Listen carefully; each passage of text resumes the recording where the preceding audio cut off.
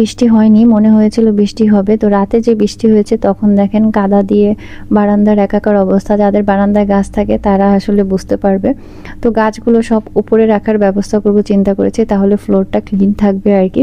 তো এখন খাওয়া দাওয়া শেষ করে এসে রেস্ট নেই, ভাবলাম যে এগুলো ক্লিন করে ফেলি, কারণ রেস্ট করতে বসে পড়লে তখন আবার আমার কাজ করতে ভালো লাগে না।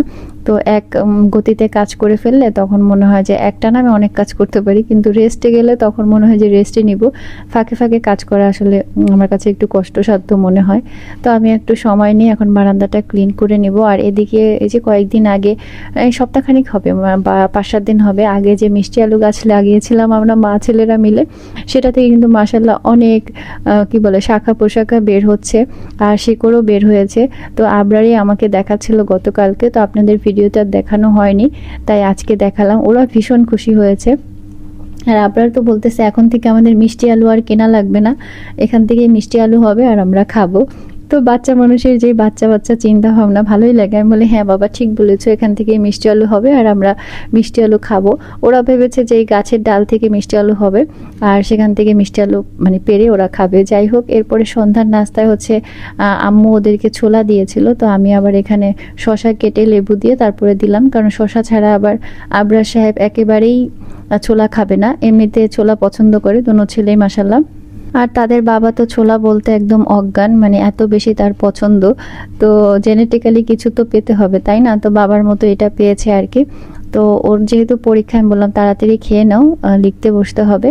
আর এদিকে আমার না প্রেশারটা একটু লো মনে হচ্ছে, মানে ঘাড় ব্যথা করতেছিল। পরে মনে হলো যে একটা ডিম সিদ্ধ করে খাই, আর বাসায় হাঁসের ডিম ছিল তাই হাঁসের ডিমই সিদ্ধ করে নিলাম।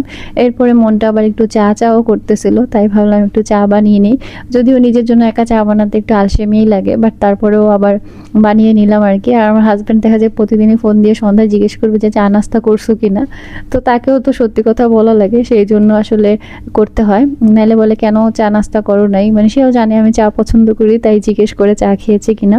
আর দুজনকে পড়াতে বসলে পড়ানোর থেকে বিচার বেশি করতে হয়।